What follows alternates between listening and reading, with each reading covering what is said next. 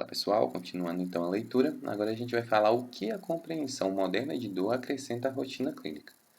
A evolução do modelo de compreensão de dor, que vai da simples transmissão linear dos estímulos nervosos a partir de uma lesão tecidual, para o atual modelo, que entende o fenômeno como um produto da integração de diversos sistemas de organismo diante de uma interpretação de potencial lesão, não corresponde simplesmente a uma discussão conceitual, mas traz elementos importantes para a prática diária. A ideia de que a dor inicia sempre com uma lesão de tecido faz com que a abordagem clínica do fenômeno se concentre na busca da localização desse processo patológico, por meio de exame físico e também por meio de exames complementares. No caso da dor crônica, com provas reumatológicas, exames funcionais e de imagem. O que se tem mostrado frequente em casos de dor crônica é a busca incessante de lesão que explique a presença de dor e esclareça o diagnóstico. Tal busca, porém, muitas vezes infrutífera, pode ser geradora de um alto grau de ansiedade e frustração, tanto para o médico quanto para a pessoa. Além disso, esse componente é, em muitas ocasiões, gerador de gastos desnecessários de recursos do sistema de saúde, com longas filas de espera para a realização de exames em excesso e ainda mais ansiedade pelo fato de a pessoa não conseguir acesso aos recursos diagnósticos. Soma-se a essa ansiedade, não acesso a recursos diagnósticos e ou do não esclarecimento diagnóstico, o aumento do risco de catastrofização, definida como a percepção errônea pela pessoa de sinais corporais não patológicos como sinais de doença grave, constituindo-se como uma adaptação psicológica à dor, que leva à intensificação da experiência dolorosa. As sensações de desamparo, a maior incapacidade funcional e a dificuldade de desconectar-se da sensação dolorosa, ocorrendo aumento desproporcional dos pensamentos. Tal fenômeno, que já é bastante frequente no portador da doença crônica, pode ser exacerbado pela ansiedade da solicitação de exames e pela dificuldade de acesso a tais recursos, exatamente pela configuração de um terreno fértil para o crescimento de fantasias acerca do diagnóstico que esclareça a sintomatologia da pessoa. Como exemplo claro dessa situação, pode ser citada a abordagem diagnóstica da lombalgia não específica, em que atualmente grande parte das diretrizes internacionais não indica quaisquer exames de imagem na abordagem inicial, caso não haja nenhum sinal de alerta. Tais recomendações encontram ressonância no conceito de prevenção quaternária definido por Clelhian e colaboradores.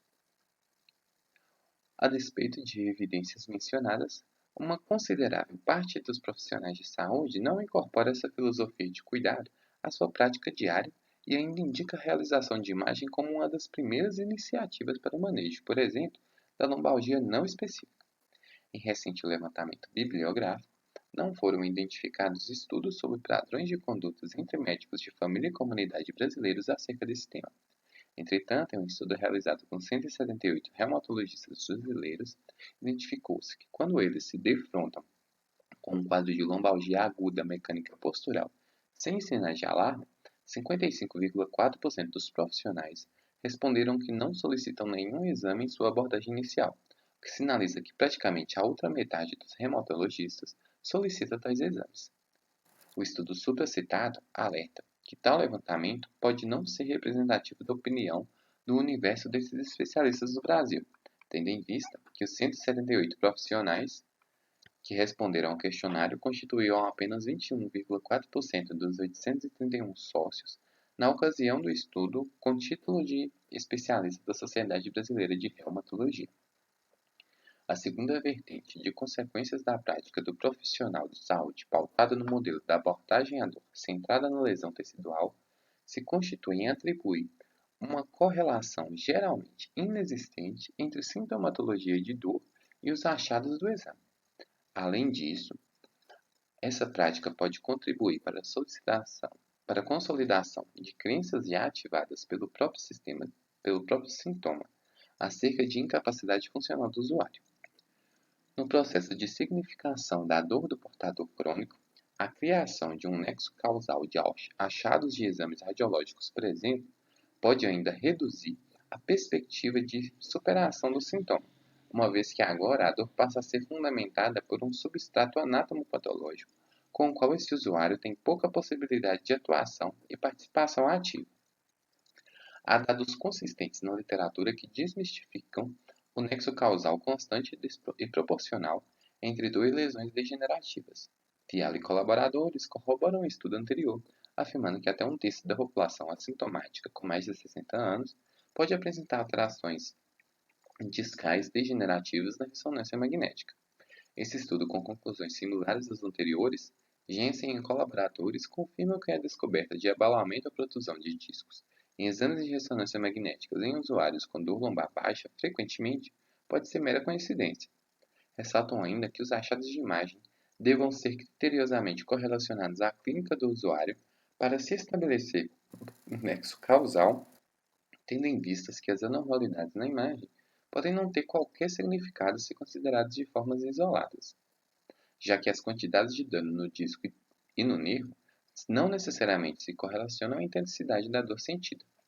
O modelo mais moderno da dor pressupõe que muitas mudanças nos tecidos são consequência natural de se estar vivo e por isso não produzem obrigatoriamente dor e não devem comprometer funcionalmente o indivíduo.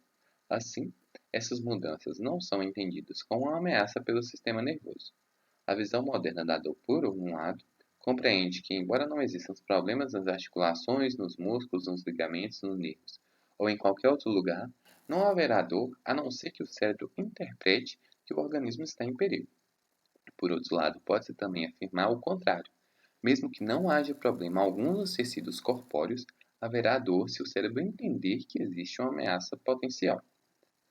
Recorre-se à explicação neurofisiológica do livro Explicando a Dor para melhor compreensão do fenômeno. Quando o nervo transmite uma mensagem de perigo para cima até a medula espinhal e depois para o cérebro, essa mensagem chega juntamente com várias outras mensagens e todas elas são processadas pelo cérebro. O desafio para o cérebro é construir uma história a mais sensata possível, baseada em todas as informações que estão chegando simultaneamente. Uma maneira de pensar sobre a dor é que ela faz parte da resposta do cérebro em relação à informação que está chegando simultaneamente. Dessa forma, a neurociência atual compreende com mais clareza o papel não só das emoções, mas também da cognição e das crenças da pessoa sobre a sua dor como um fator modulador de intensidade e de persistência desse sintoma. Pode-se considerar de grande influência o papel de formadores de opiniões para que os profissionais da saúde desempenham sobre a visão das pessoas. O mesmo ocorre com intervenções dos serviços de saúde que supervalorizam o nexo causal entre dor e lesão tecidual, muitas vezes equivocado por meio de sua abordagem diagnóstica, de sua postura com relação aos exames subsidiários e de maneira como significam a dor para a pessoa, o que pode contribuir para modular positiva ou negativamente o sintoma. A reversão desse cenário consiste em uma abordagem, por parte dos profissionais de saúde, de valorização da queixa dolorosa de forma construtiva, oferecendo diagnóstico e tratamento adequados, bem como um apoio à educação sobre o quadro.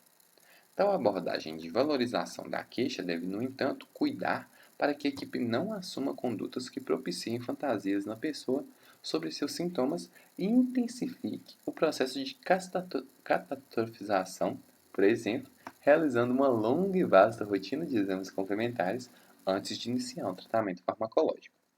O que fazer? Mensuração da dor. Pelo fato de a dor ser uma experiência subjetiva, não é possível, para o observador externo, mensurar objetivamente essa experiência interna, complexa e pessoal. Sem tal medida, torna-se difícil determinar se o tratamento é necessário, se é prescrito, se o prescrito é eficaz e até mesmo o quando deve ser interrompido. Alguns métodos têm sido utilizados para facilitar a avaliação da experiência da dor, com especial ênfase para as escalas verbais e visuais. Nas primeiras, utiliza-se um conjunto de descritores específicos, por exemplo, nenhuma dor, dor fraca, dor moderada, dor severa, que pode ser lido pela pessoa ou falado pelo profissional de saúde, para que o usuário escolha qual descritor melhor descreve a sua experiência.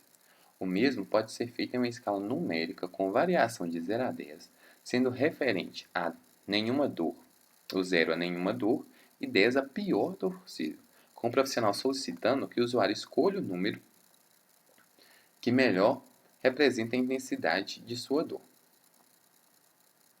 Com relação à escala analógica visual, EAV, ela normalmente consiste em uma linha de 10 centímetros de comprimento, com seus extremos rotulados como nenhum dor e a pior dor imaginável, e a pessoa é instruída a marcar ou apontar na linha uma indicação da gravidade da dor sentida, com os valores em centímetros geralmente indicados no verso da escala, representando a mensuração da dor naquele momento.